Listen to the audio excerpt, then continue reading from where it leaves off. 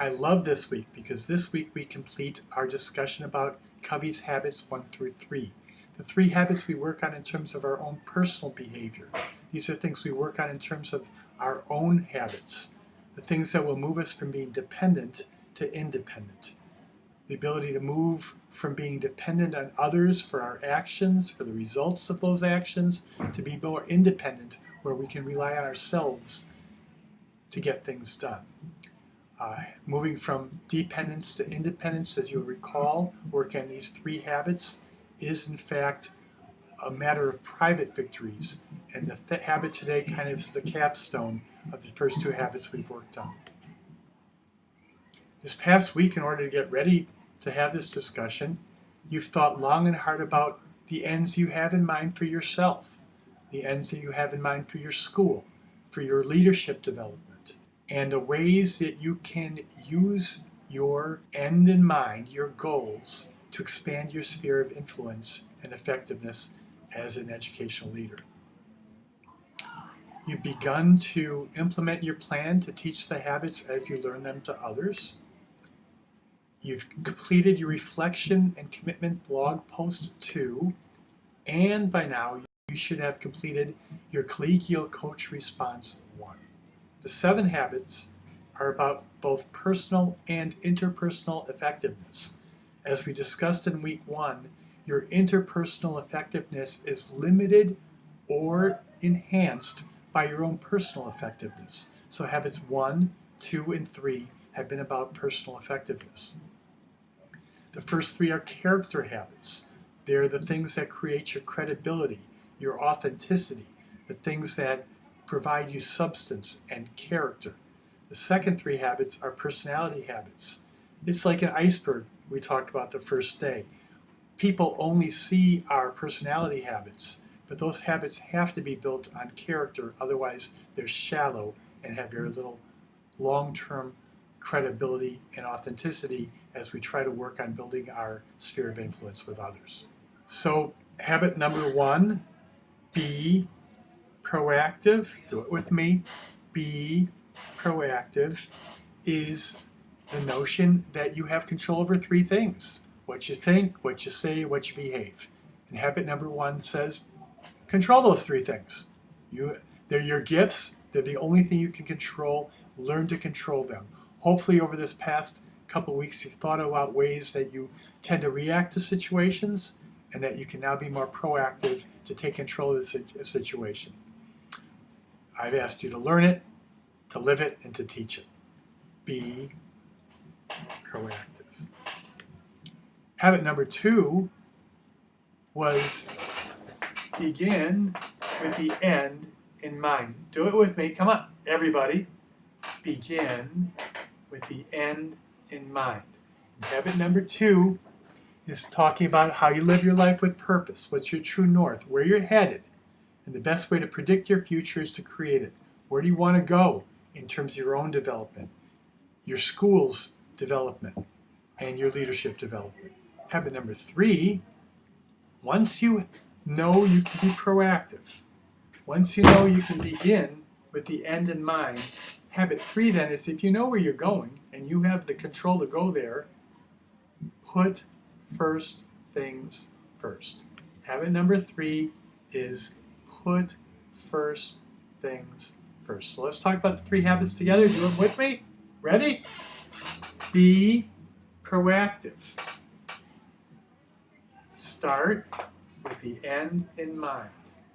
And habit number 3 is put first things first. Habit number 3. I love this quote by Stephen Wright. I watched the Indy 500 and I was thinking that if they left earlier, they wouldn't have to go so fast. And that's true about life too. If we begin some of the things that are most important to get done earlier, we wouldn't have to rush about them as much, and we wouldn't have to stress about them as much. And a lot of that time management aspect to our lives and to our leadership is assumed in putting first things first. Habit number 1 says you're in charge.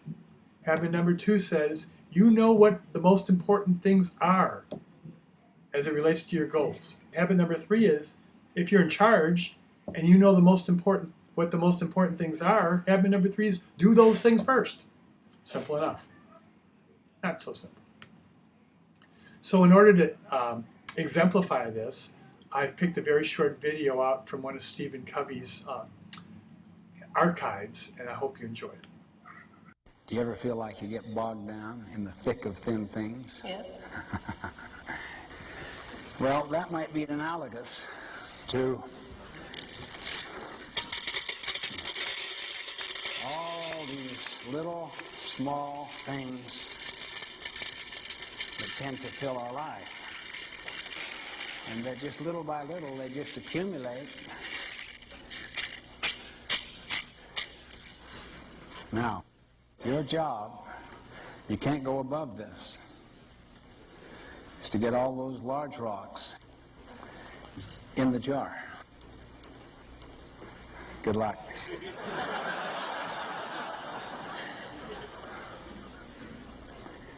I'll describe each of the rocks as she puts them in. What's that one called? Q2, planning, preparation. Right. Planning, preparation, prevention, and empowerment. Q2. That which is not urgent but important. Right. Can I put this down? Sure.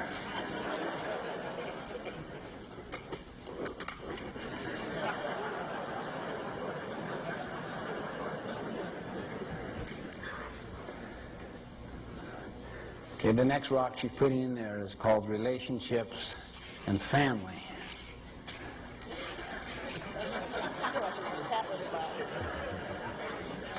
She's trying to make it so she can get them all in there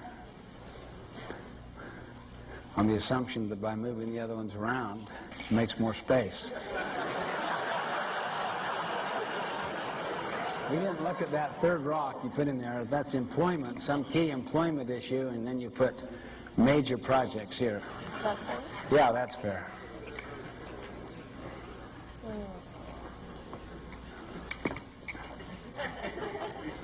It's not going to work.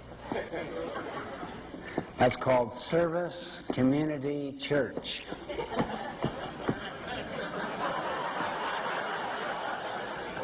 Do you ever feel like this? Yes.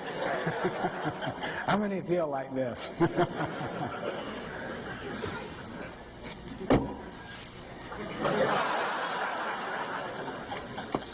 You're a hands-on person. I am. Well.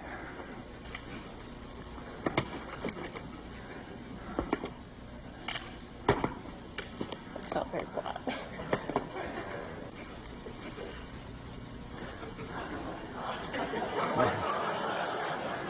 She just put down the sharpen the saw. How many frequently do that? I just don't have time today to sharpen the saw. You ever been too busy driving to take time to get gas?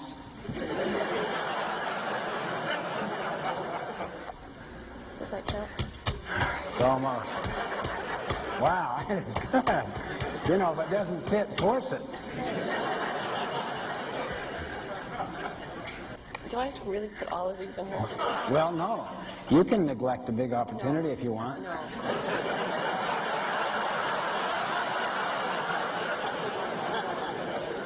Here's something that's called urgent and important. It's a quadrant 1 thing that is blindsiding you, that it's your biggest client, that if you don't get back to that client now,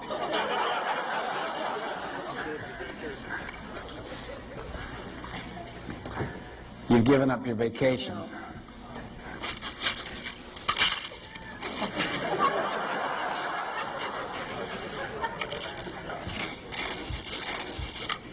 I'll tell you what you can do if you want to.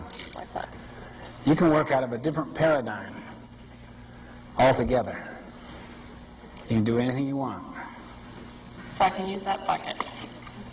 That's what you're saying? Anything, yeah. Well, then I'd rather put these in the bottom. And then pour the little pebbles on top.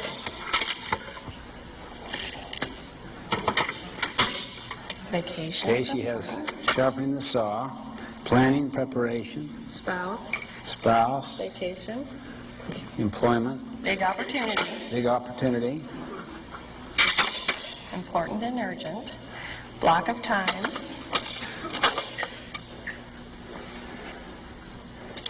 community, church. Those young children keep looking at me. Glad my husband's not here. No, I don't believe in there. Okay?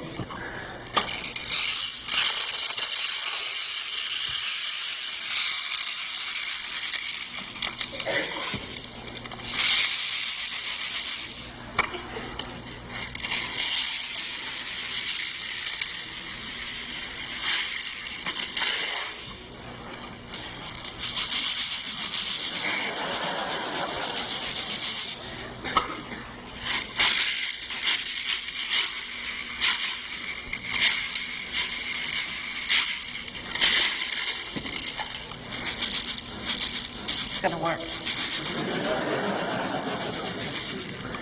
You got all the important things in first, right? That's right.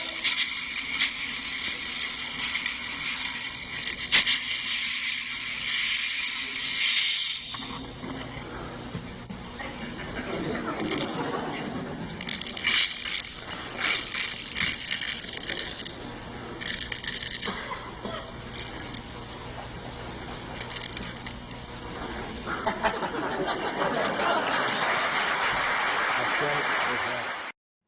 How many of you oftentimes feel like that? That there's not enough time to do the most important things? I know with your work, with school, with family, there are big rocks in your lives, in all of our lives. And perhaps we would get to more of them more effectively if we didn't get sidetracked by a lot of the little pebbles that could be done later, and quite frankly, if they're not done, are not as costly as if you choose to put the first things first and get those things done. So habit number 3 is a time management habit. You control your life, you know what's important, do those things first.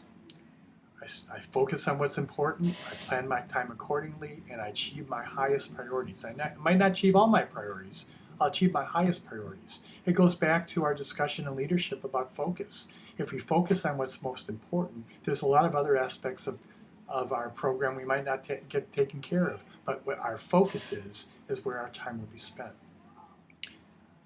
So Covey talks about 4 types of areas. Something that's urgent, requires immediate attention. Something that's important, that you find valuable and contributes to your mission, but may not be important. And below the line, things that aren't important and are urgent, activities you have to do right away but aren't important activities, and activities that you don't have to do right away and are not important activities. And he talks about that oftentimes we spend time on below the line when in fact we could be spending time on the more important things and the more urgent things. We kind of call that procrastination. We try to do things that are unimportant, by pleasing others, by giving way to bad habits, by slacking, and as a result, the things that are most important to us pile up, become more source of stress, become more source of our ineffectiveness. Covey talks about these things in terms of 4 quadrants. On the top half, things that are very important and very urgent. He calls quadrant 1 activities, Q1. On the top half, things that are very important but not urgent, he calls Q2 or quadrant 2. Below the line, things that you have to do right away but aren't really important. If you didn't do them, it wouldn't be overly costly in terms of meeting your major goals, but the opportunity is right now. And finally, things that you don't have to do right away and are not important would be quadrant 4 activities. And putting first things first is a function of where do you spend your time? Where do you spend most of your time? And what is the consequence of where you spend your time? So if you look at those quadrants in terms of what's most important is from bottom to top, and what's most urgent is from left to right, you see quadrant 1 is important and urgent. Quadrant 4 is not important and not urgent. Quadrant 1 is the things that you really wish you could do yesterday. They have to be done right away. They're putting fires out. Quadrant 2 is if you don't do them now, you're going to end up doing them later. Quadrant number 3 is somebody else thinks it's important for you to do, or you should do, or tempting you to do it, but they're wrong. It's really not the most important thing you have to do next. It's not your next best decision. Quadrant 4 is no one thinks this needs to be done, but at least when you're doing them, you don't have to think about the other things.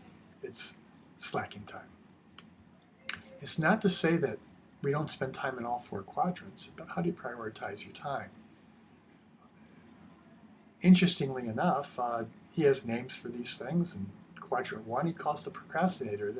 It's stuff that the exam's due tomorrow. You knew about it a month ago, but it's due tomorrow and you got to study now. A friend gets injured, you really have to take care of that right away. You're late for work, but because you didn't leave on time. Project's due today. Car breaks down. These are things that if you had tended to the car, you'd changed the oil and checked the tires and got it regularly serviced, it's less likely the car is going to break down. If you completed your work on time or took care of your morning routines, you're less likely to get to work. But these are things that have to be done because you have to be at work. You have to take care of your car. You have to support your injured friend. You have to take your exam or complete your project. Quadrant 2, he calls the prioritizer. You plan and set goals. The essay's due in a week, so you start working at it now. You exercise every day so you don't get in a situation where your health becomes an urgent and important matter. Your relationships are something you make sure you're tending to and take care of, and you take time to take care of yourself. Habit number 3 is the yes men habit. They're unimportant. Somebody calls you regularly and wants to talk about the same thing over and over again. You were just about to sit down to get some work, and friends say, come on, let's go out to eat, let's go get a drink, let's go do something. You deal with other people's small problems that you've tried to deal with before in a more effective manner, but they always seem to be slowing you down under peer pressure to do things that you know are not the most important thing to do next, but you do them. And then quadrant 4, the slacker. Everybody watches TV, but too much TV. Most of you are on Facebook, but are you always on Facebook? Excessive computer games, time wasters. There's time in all of our weeks that we need to just chill out, and that may be quadrant 4 time, but how much of that time is taking up time that you really need to get other things done? Looks at it another way. It says quadrant 1 is time spent in crisis, deadlines, results, burnout. Most of us feel like a lot of our week is in quadrant 1. Quadrant 2 is time spent on growth and development and long-run focus and success. Quadrant 3 is interrupted time, results in short-term focus. And quadrant 4 is time wasters, results in frustration because you don't get stuff done that needs to be done. So the question is, where do you spend your time? And most people think leaders spend their time in quadrant 1, but effective leaders really spend their time in quadrant 2. Effective leaders spend time focusing on planning out their day, planning out their week, planning out their month. So last minute things are things that are only things that are unpredictable, and things that you really need to get done next Monday. You don't wait till Sunday night, because Sunday night, if an emergency occurs, now you have to deal with the emergency and the thing you could have done earlier in the week, and as a result, you can become stressed. So the more you plan, the more you put first things first and not wait till the last minute, the more you can take care of those things effectively and be available in the last minute when emergencies that you didn't expect to occur happen.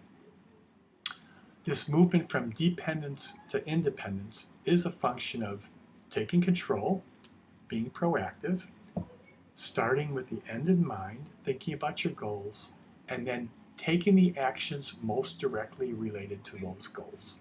And when you do that, you get work done. You have accomplishments. You reduce your stress level, and you impress others because you're dependable about taking care of tasks. You move from dependence to independence. You go through a period where your private victories allow you to be more effective and more successful. And as you demonstrate being effective and successful, not only are you independent, but you position yourself to be where other people are confident in you, would rely on you, would want to work with you.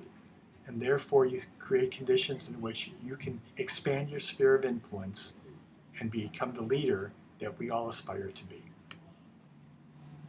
The road to independence, habit 1 says, you are the driver, not the passenger. Be proactive. Habit number 2 says, you decide where you want to go. You draw a map to get there. And then habit 3 is, get there. Don't let roadblocks get you off course. Private victories, this movement from dependence to independence, starts by looking in the mirror. Habit 1 is a habit of choice. Habit 2 is a habit of vision. Begin with the end in mind. And habit 3 is a habit of integrity and execution, of time management, of being responsible for taking the actions you have control over for taking. The actions you know will get you towards your goal as an individual, as a school, as a leader. Live it, learn it, teach it. That's what I've asked you to do. So this week, you will think long and hard about your time management. You think about what you have in mind. You think about controlling the things you can control of. And you start to think about what's the next best thing to do and do it. As a result of that, implement your teaching plan to others and post reflection and commitment blog post 3, which is put first things first. As a critical coach, you're going to respond to your partner's blog post 2, which is one of the things you have to put first now because they're depending on you for your critical feedback. So, what do you have to do next? What do you have to do tomorrow? What do you have to do later? Take control of your life. Think about the next things you have to do to meet your goals and do them. Have a great week.